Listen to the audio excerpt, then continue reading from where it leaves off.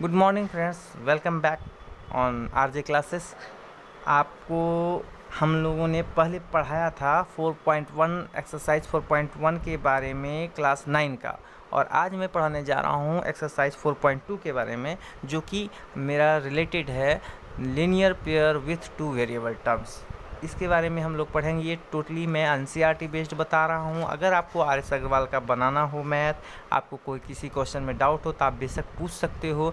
मैं कमेंट्स में या डिस्क्रिप्शन बॉक्स में अपना कॉन्टैक्ट नंबर डाल रहा हूँ, जो कि व्हाट्सअप नंबर है। अगर उसमें कोई क्वेश्चन आपको हो जो आप नहीं समझ पा रहे हो तो उसको आप डाल सकते हो। मैं उसका निश्चित सॉल्यूशन बताने की कोशिश करूँगा। और इस वीडियो को आप देखकर ज़रूर सजेस्ट करो कि अगर इसमें कुछ सुधार करना चाहिए तो हम ज़रूर सुधार करने की कोशिश करेंगे, और अगर पसंद आ जाए तो लाइक और शेयर ज़रूर करना। तो चलो आज हम लोग चलते हैं, अब बिना वक्त खाए आप लोगों का। पहला क्वेश्चन आपका है 4.2 में, which one of the following option is true and why. कौन सा ऑप्शन सही है और क्यों।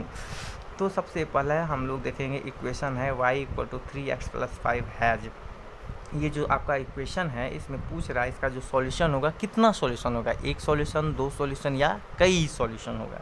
तो इस टाइप का जब भी इक्वेशन रहेगा इसका आंसर होगा कई सॉल्यूशन। अब क्यों होगा, ये तो हो गया इन्फिनिटली, यानी थर्ड नंबर आंसर होगा। ये तो आप कहीं भी बुक में भी देख सकते हो क्यों होगा, बट ये समझ लो होता यूँ है कि जब आप टू वेरिएबल्स टर्म्स को एक साथ शो करते हो किसी इक्वेशन में तो वो दोनों एक दूसरे पे डिपेंडेंट होता है, और जब जब आप एक का वैल्यूशन चेंज करोगे सेकंड का वैल्यूशन ऑटोमेटिकली चेंज हो जाएगा। कैसे? Because after changing the value of x का अगर आप वैल्यू चेंज करोगे तो वाई का वैल्यू चेंज होगा। कैसे देखते हैं। अगर आप रखोगे एक्स का वैल्यू 2, एक्स का वैल्यू क्या रखें, इफ़ मतलब अगर x = 2 रखते हैं तो हम इस सॉल्यूशन का आंसर कितना होगा, यानी y का वैल्यूशन कितना होगा मेरा 3 × 2 = 6 + 5 = 11। यानी x का टर्म 2 रखने पे y का वैल्यूशन कितना आता है, 11 आता है। यानी इसका सॉल्यूशन कितना हो जाएगा, 2 और 11। इस सॉल्यूशन का, इस इक्वेशन का सॉल्यूशन हो जाएगा 2 और 11 पहला। उसी तरह अगर हम x का वैल्यूशन चेंज करके -2 रखते हैं तो वही इसका आंसर क्या हो जाएगा, x का वैल्यू हो जाएगा -2 और y का वैल्यूशन कितना हो जाएगा 3 × 2 = 6 + 5, यानी -6 + 5 -1। तो ये आपका टर्म्स देखोगे आंसर तुरंत सॉल्यूशन बदल गया, 2 हो गया। अब 2 से ज़्यादा मैंने कहा तो अब तीसरा टर्म्स लेके देखो, x = 0 लेते हैं। तो अगर x = 0 रखोगे तो क्या हो जाएगा, 3 × 0 आप लोग को पता है, 0 का टेबल 0 1 = 0, 0 2 = 0। इट मीन्स आपका 0 का टेबल जितना होता है वो 0 ही आएगा। तो आप क्या करोगे, 3 × 0 + 5 होगा 5। तो y = 5, यानी x का वैल्यूशन अगर आप 0 रखते हो तो y का वैल्यूशन 5 आता। तो 3 तो आ गया ज़्यादा, यूनिक तो है नहीं, यानी ऑप्शन ऐसे भी आप देखोगे तो क्या होगा, यूनिक सॉल्यूशन नहीं होगा, एक वाला नहीं होगा। दूसरा 2 सॉल्यूशन तो होगा, लेकिन तीसरा 2 से ज़्यादा वाला था। थर्ड 3 सॉल्यूशन दिया गया क्या, आप जब जान लो 3 सॉल्यूशन होगा इट मीन्स इन्फिनिटली है, ज़्यादा है, एक से ज़्यादा। और दूसरी बात, जब किसी वेरिएबल टर्म्स को आप इस तरह इस इक्वेशन को इस तरह शो कर सकते हो y - 3x + 5 = 0, तो इस कंडीशन में टू वेरिएबल्स टर्म्स में आपका कई सारा आंसर आएगा। जब आप दोनों को बराबर करोगे, माइनस करोगे तो 0 आ जाए, तो ये कई सारा। अब ये देखो एक ही टर्म वाला में मत लेना, वो आंसर अलग है, ठीक है। तो ये अब हो गया आपका इसमें। अब सेकंड क्वेश्चन आपका है कि right 4 solution for each of the following equation. 4 solution लिखो। तो देखो मैंने किया है अभी तुरंत, right 4 solution for in of the following 2x + y। It means यहाँ पे x का वैल्यूशन हम बदलेंगे, y का वैल्यूशन ऑटोमेटिकली चेंज होगा। तो हम क्या लिखे हैं, put the different value of x। आप x का अलग अलग वैल्यू पुट करके देखो। अब देखते हैं हम 1 रखते हैं तो क्या लेंगे, अगर x का वैल्यूशन 1 रखते हैं, 2 रखते हैं, -3 रखते हैं, -4, आप कुछ भी रख सकते हो, जैसे 0 रख सकते हो, 2 रख सकते हो, 5 रख सकते हो, 6 रख सकते हो, 108 रख सकते हो, या आपको जो सबसे ज़्यादा अच्छा लगे नंबर आप वो रख दो। तो क्या हो जाएगा, 7 - 2 × 1 = 5।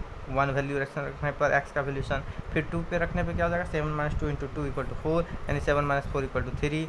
7 - 2 × -3 = 6, यानी 7 + 6 = 13।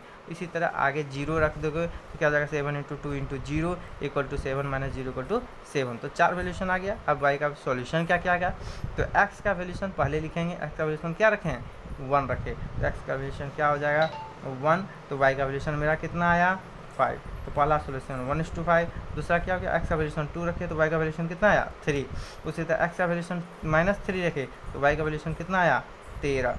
तो ये आप वैल्यूएशन पुट करके अलग अलग अपना आंसर पुट कर सकते हो। इसके बाद है मेरा third number question. Third number question में कह रहा है कि check whether which of the following are solution of the equation x minus 2y equal to 4 and which are not. कौन सा इनमें से x और y के सॉल्यूशन में है और कौन सा नहीं है। तो चलिए चलते हैं क्वेश्चन पे। क्वेश्चन नंबर पहला है, सॉल्यूशन क्या है मेरा, पहला 0 और 2।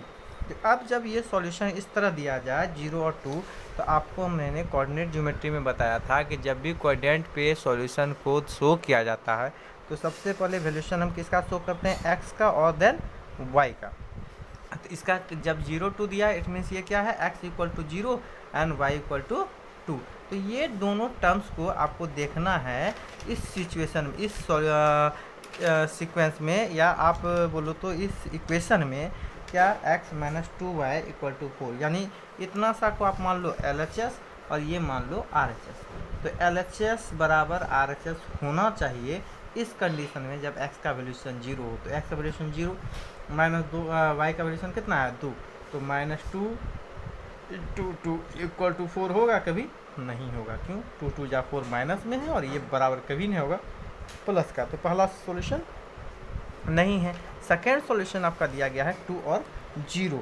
तो 2 और 0 देखेगा it means x minus 2y equal to 4 में हमको x का वैल्यूएशन कितना रखना है 2 और y का वैल्यूएशन कितना रखना है 0 इक्वल टू 4 होगा। हमको तो नहीं लगता है कि होगा, आपको लगे तो नहीं कह सकते हैं। 2 equal to not 2 is not equal to 4, तो ये भी सॉल्यूशन मेरा नहीं है। थर्ड सॉल्यूशन है मेरा 4 और 0। थर्ड सॉल्यूशन है 4 और 0, यानी कि x minus 2y equal to 4 में x का वैल्यूएशन को रखना है 4 और y का वैल्यूएशन रखना है 0। तो 4 हमको लग रहा है कि ये हो सकता है, 2 इंटू 0 हो जाएगा 0 इक्वल टू 4। आपको लगा क्या, अभी भी नहीं लगा, चलो अब लगेगा। अब देखो 4 इक्वल टू 4 हुआ, इट मीन्स ये मेरा सॉल्यूशन है, यानी ये चीज़ आपको यहाँ पे लिखना है which can the following are solution और द इक्विवेलेंट। तो ये आपका थर्ड नंबर ऑप्शन इसका सॉल्यूशन है। अब ये है कि नहीं है ये आप खुद से चेक करो। चलो मैं फोर्थ बता देता हूँ, क्योंकि ये रूट वाला है, आप लोग कंफ्यूज हो, इसलिए आप लोग कंफ्यूज ना हो इसके लिए मैं इसको सॉल्व कर देता हूँ। देखो इसमें पहला है x का वैल्यूएशन कितना √2 और y का वैल्यूएशन कितना है 2√y।